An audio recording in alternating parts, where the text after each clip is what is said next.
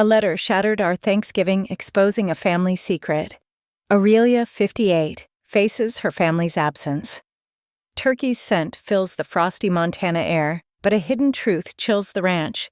This secret could tear them apart or heal them through forgiveness, not revenge. Unlike vengeful family drama stories, this emotional journey unveils family bonds. What secrets have you faced? Join us to uncover emotional family stories and find hope in reconciliation. The dining room table set for one mocks me. A family photo sits on the mantel, our smiles frozen from better days. Walter's stern jaw, Marjorie's gentle eyes, Clara's guarded grin. My fingers brush the frame, stirring dust. I turn away, catching my reflection in the window, graying hairlines etched by guilt. The crash wasn't my fault, but their departure feels like it was. I busy myself stirring cranberry sauce, the spoon clinking against the pot. Outside, a lone magpie hops across the snow, its black and white wings a stark contrast to the endless white. I move to the living room where embers crackle in the fireplace. A stack of mail waits on the coffee table, ignored for weeks. I sift through bills, then freeze. An envelope, Marjorie's neat handwriting scrawled across it. My breath catches. Why would she write now? I tear it open, the paper crisp under my fingers. The letter is short, vague. Aurelia, we're sorry. Clara's not herself. Don't judge us. My heart races. Not herself. What's Clara hiding? I clutch the letter, its edges biting my palms. The doorbell chimes sharp and sudden. I flinch, the letter fluttering to the floor. Through the window, I see Norman, our neighbor, his weathered face kind under a wool cap. I open the door, cold air rushing in. Aurelia, you eating alone again? He asks, voice warm but probing. I force a smile, my throat tight. Just keeping busy, Norman. He nods, eyes lingering. Community potluck tomorrow. You should come. I mumble a maybe, shutting the door as he leaves. Alone again, I sink onto the couch, the letter in my lap. The Montana ranch stretches wide under a frosty Thanksgiving dawn, snow dusting the plains like powdered sugar. The cedar cabin glows with firelight, and the scent of roasting turkey curls through the air, warm against the chill. I, Aurelia, stand in the kitchen, my hands trembling as I knead dough for rolls. The house feels too quiet, the absence of my family a weight on my chest. My parents, Walter and Marjorie, left for New Zealand with my sister Clara months ago after my car crash. Their words echo, "Don't call us while we're happy." I push the memory down, focusing on the dough's soft give. My mind churns. Clara's absence at Thanksgiving stings, but Marjorie's words hint at something deeper. I dial a caregiving helpline, my fingers shaky. I can't reach my sister, I whisper to the operator, voice breaking. I'm trying, but I'm alone. The line crackles, unhelpful. I hang up, tears pricking my eyes. The fire pops, casting shadows that dance like ghosts of our family. I think of forgiveness, how it feels out of reach when they've left me behind. The letter lies open, its secret unfinished. What's Clara hiding? I need to know. I light candles, their flames flickering like fragile hope. The table's set for one, but I imagine them here, filling the silence. My reflection in the window shows tired eyes, graying hair. The crash wasn't my fault, but their departure feels like my failure. I smooth my apron, forcing myself to move.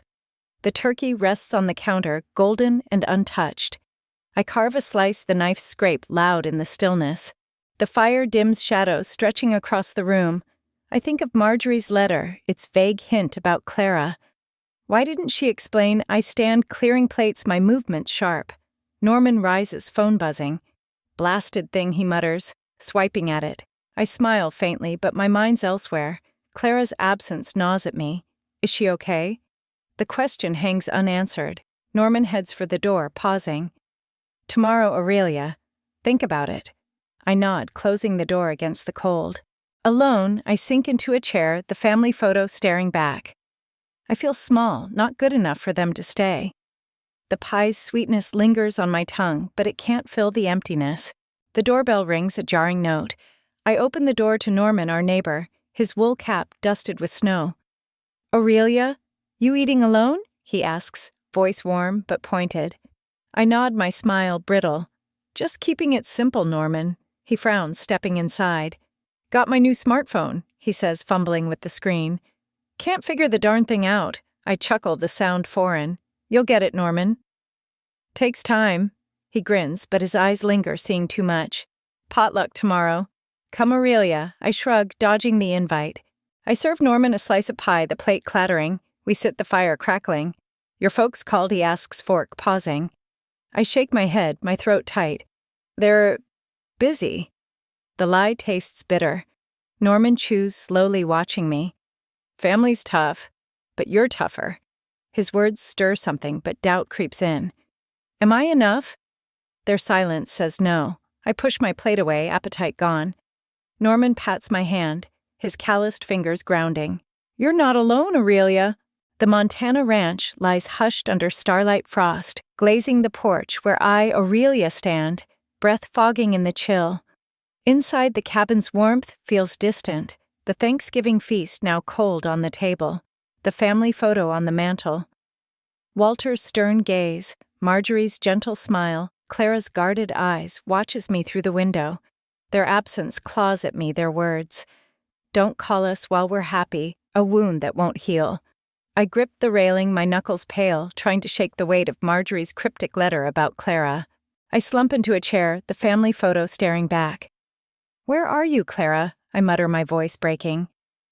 The fire pops, and I imagine them in New Zealand laughing without me. The thought fuels my anger. I stand pacing again when a memory hits Clara's nervous glance last summer, her hands fidgeting. Was she hiding something even then? I shake my head, trying to focus. I need to know she's okay. The doorbell cuts through the silence, sharp and insistent. My heart jumps. I open the door, expecting Norman, but it's just the wind rattling the chime. Disappointment stings. I step back inside, the fire's glow, faint now. The dining room table, still set, mocks my solitude. I grab my phone, fingers hovering over Clara's number. No answer, like always. I dial the caregiving helpline instead, voice low. My sister's struggling, I say, unsure how to explain. The operator's scripted reply offers no comfort. I hang up, frustration simmering.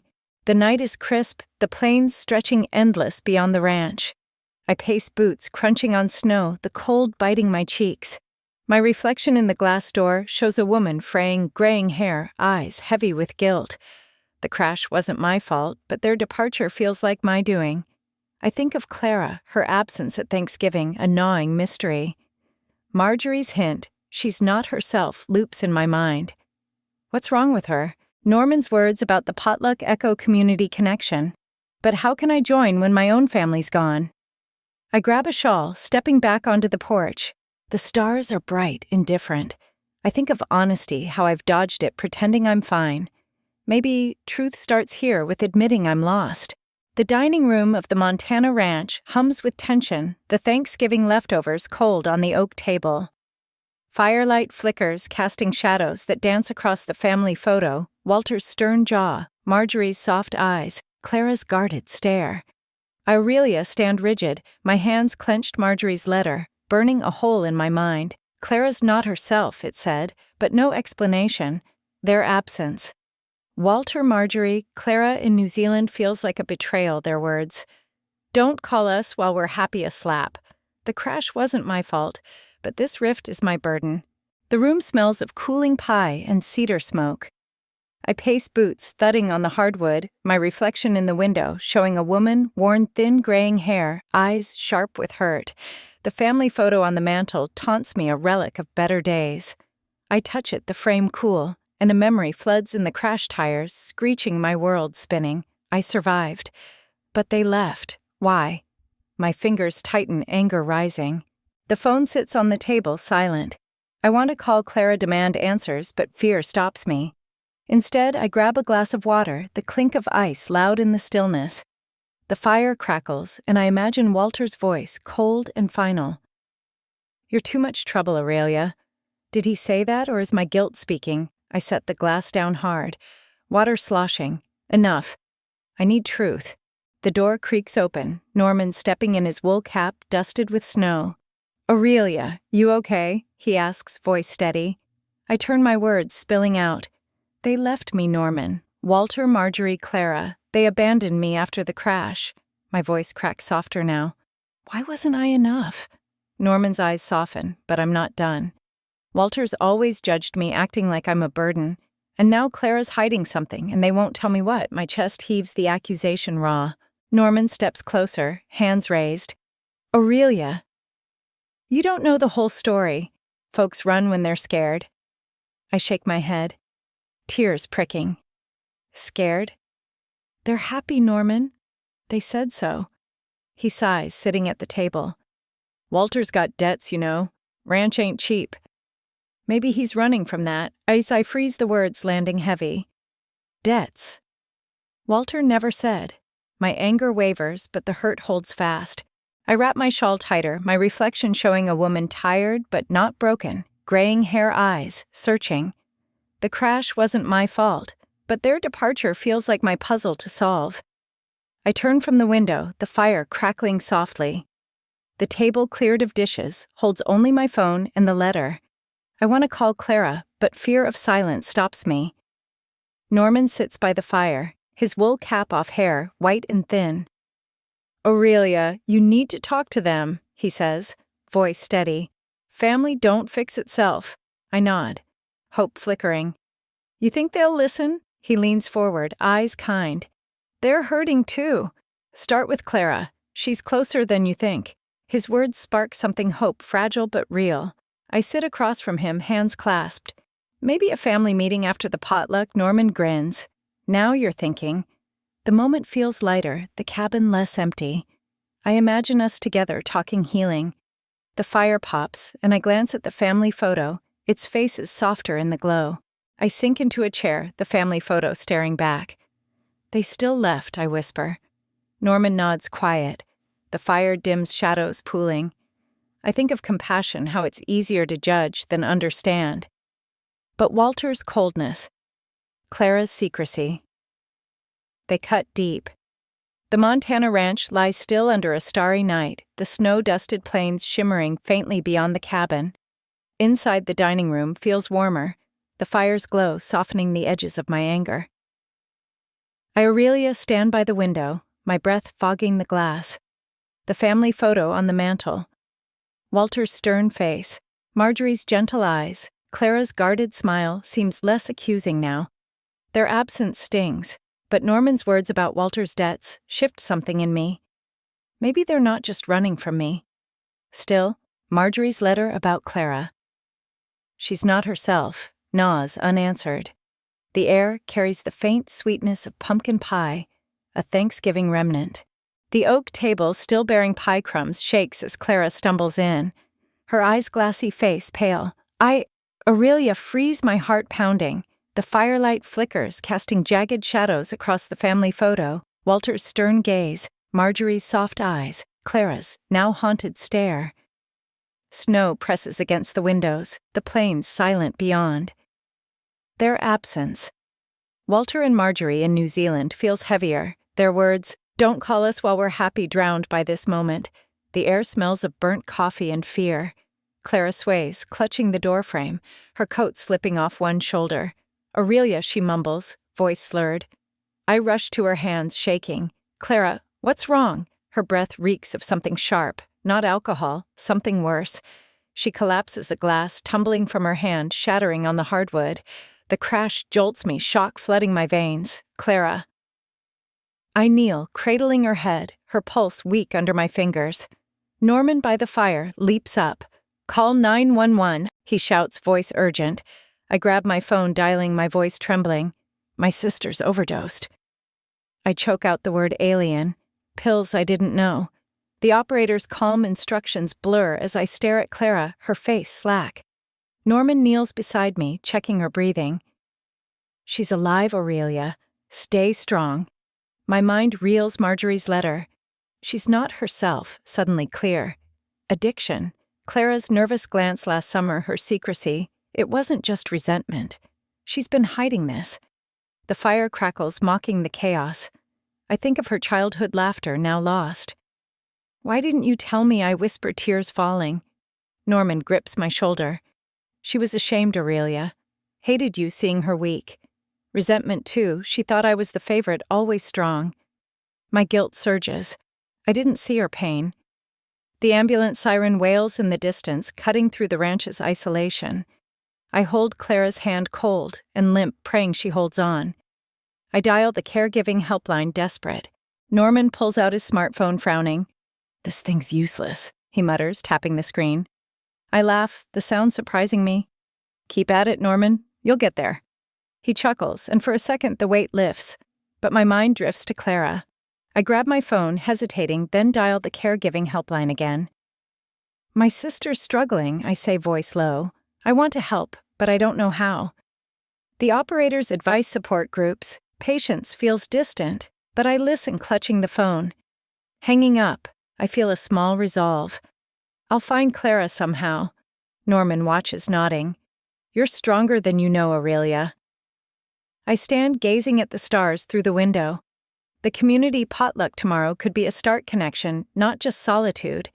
I think of community, how it holds you when family falters. The Montana Ranch dining room buzzes with chaos, the Thanksgiving warmth shattered. "My sister's addicted," I say, voice breaking. I failed her. The operator's words, support not blame, sink in slowly. I hang up, resolve hardening. Clara needs me now, not my guilt. Norman stands, pacing his face, grim. "Rural healthcare's slow out here," he mutters, a bitter nod to Montana's limits. The siren grows louder, hope and fear colliding. Dusk settles over the Montana plains, the crash site a lonely scar on the ranch's edge. Snow dusts the twisted guardrail, glinting under a fading sky. I, Aurelia, stand frozen, the cold biting my fingers as I trace the dented metal. The family photo. Walter's stern face, Marjorie's gentle eyes, Clara's guarded smile sits heavy in my coat pocket, a tether to what's lost. Clara's collapse last night, her addiction laid bare, churns in my mind. Walter and Marjorie's absence in New Zealand stings sharper, their words. "Don't call us while we're happy," a cruel echo. The air smells of frost and distant pine. My boots crunch on gravel, each step pulling me back to the crash. Headlights, blinding tires, screeching glass shattering, my world flipped. I survived, but they left. The scar on my temple throbs under my touch, a map of that night. I sink to my knees, the ground hard, and stare at the guardrail. "You left me here," I whisper, voice cracking. Abandonment claws at me, raw and heavy, the weight of their silence crushing. The plains stretch endless, indifferent. My reflection in a puddle shows a woman, hollowed, graying hair, eyes red from tears. I pull out the family photo, its edges worn. We were whole once, laughing over pumpkin pie. Now Clara's in the hospital, Walter's hiding debts, and Marjorie's letter. She's not herself feels like a half-truth.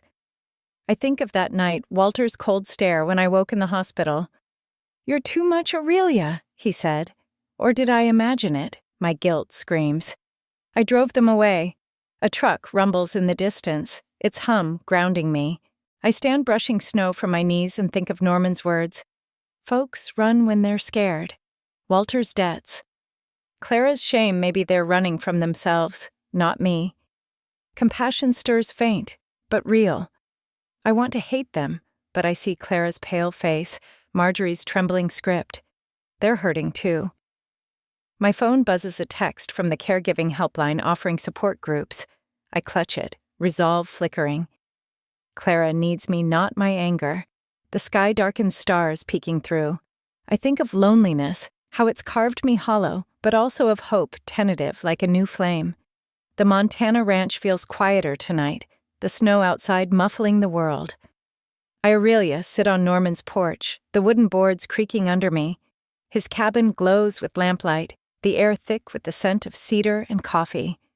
The family photo in my pocket, Walter's stern jaw, Marjorie's gentle eyes, Clara's guarded smile feels heavier after the crash site after Clara's collapse. She's stable in the hospital now, but her addiction, Walter and Marjorie's absence in New Zealand, and their words, "Don't call us while we're happy," weave a knot of pain in my chest. Norman leans back in his rocking chair, his weathered face soft in the light.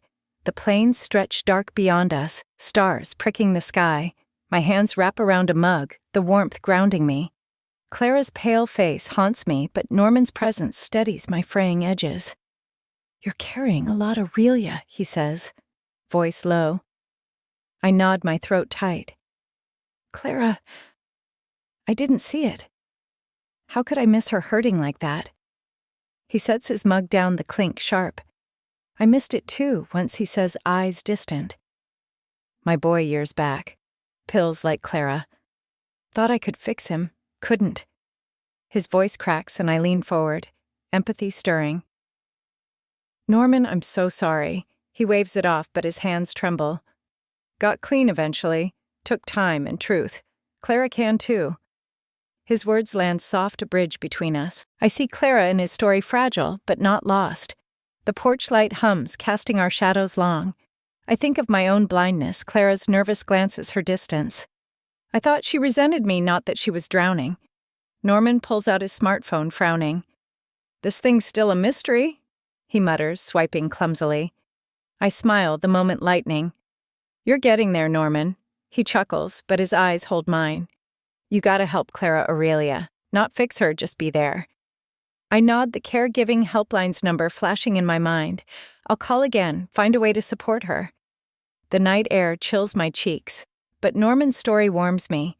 Rural storytelling, spinning tales under stars, feels like Montana's heartbeat. I think of empathy, how it's seeing Clara's struggle, not just my own. My bedroom in the Montana ranch is a quiet haven, the walls bathed in the soft glow of a single lamp. Snow presses against the window, muffling the world outside. I, Aurelia, sit on the edge of my bed. The family photo, Walter's stern face, Marjorie's gentle eyes, Clara's guarded smile propped against the pillow. Clara's addiction, revealed in her collapse, weighs heavy, and Norman's story of his son's struggle still echoes. Walter and Marjorie's absence in New Zealand, their cruel words, "Don't call us while we're happy," feel like a wound reopened. But Marjorie's letter tucked in my pocket holds a truth I've yet to face. The air smells of lavender from an old sachet, a faint comfort. My hands tremble as I unfold the letter again, its paper worn from my touch. The words blur through tears, "Aurelia, we're sorry. Clara's not herself. I hid her addiction to protect her, to keep you from worrying." I gasp the revelation, a quiet thunder. Marjorie knew. She carried Clara's secret, shielding her, shielding me. My chest tightens, not anger, but understanding. She wasn't abandoning me. She was torn, trying to hold us together. The room feels smaller, the silence loud. I trace the photo's edges, seeing Marjorie's eyes, anew guilty, not distant. A memory surfaces, Marjorie's trembling hands last. Thanksgiving, her quick glance at Clara. I thought it was stress, not a mother's desperate secret. I stand pacing the floorboards, creaking. Honesty, I realize, isn't just Clara's burden. It's Marjorie's too. She lied to save us pain, but it drove us apart. I grab my phone, the caregiving helpline's number, a lifeline. My mother hid my sister's addiction. I say, voice steady. How do I help them now? The operator's advice, open talk, patience, grounds me. I hang up, resolve firm.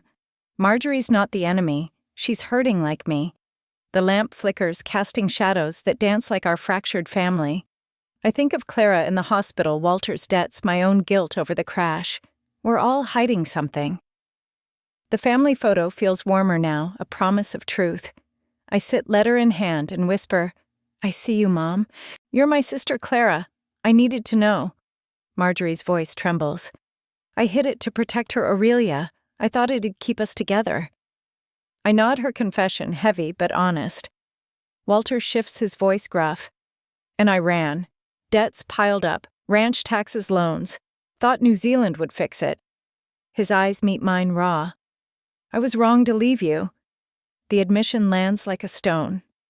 I swallow, the crash's scar throbbing faintly. "You hurt me, Dad. All of you did. But I'm here, and I want us back." The fire crackles, a sharp counterpoint to the silence. Clara's tears fall. "I thought you were the favorite, Aurelia. I hid to not burden you." My chest aches, but relief creeps in. "We're all burdened," I say, voice breaking. "But we can share it." Norman by the door nods, his presence steady. Truth's hard, but it heals, he says. I gesture to the photo. This is us flawed, but family. Marjorie reaches for Clara's hand. Walter exhales, and I feel the shift dialogue, raw and real, knitting us together. The caregiving helpline's advice, open talk, echoes in my resolve. The fire's glow warms the room, the ranch no longer a cage. Family meetings, a Montana tradition, ground us. The Montana ranch glows under the soft light of the fireplace, its warmth wrapping the living room like a quiet embrace. Snow dusts the windows, the plains dark beyond. Aurelia, sit on the worn couch. The family photo, Walter's stern jaw, Marjorie's gentle eyes, Clara's guarded smile resting in my lap. The confrontation's raw truth. Clara's addiction, Marjorie's protective silence. Walter's debts still hums in the air. Their return from New Zealand, their apologies shifts the weight I've carried since the crash. But their words, don't call us while we're happy, linger a puzzle I've yet to solve. The air smells of cedar and faint lavender from a candle. My fingers trace the photo's edges, the paper soft from wear. The crash scarred me, but I've blamed myself too long thinking I drove them away. Last night's talk cracked that open. I burned Marjorie's letter in the fire, the flames licking the paper to ash.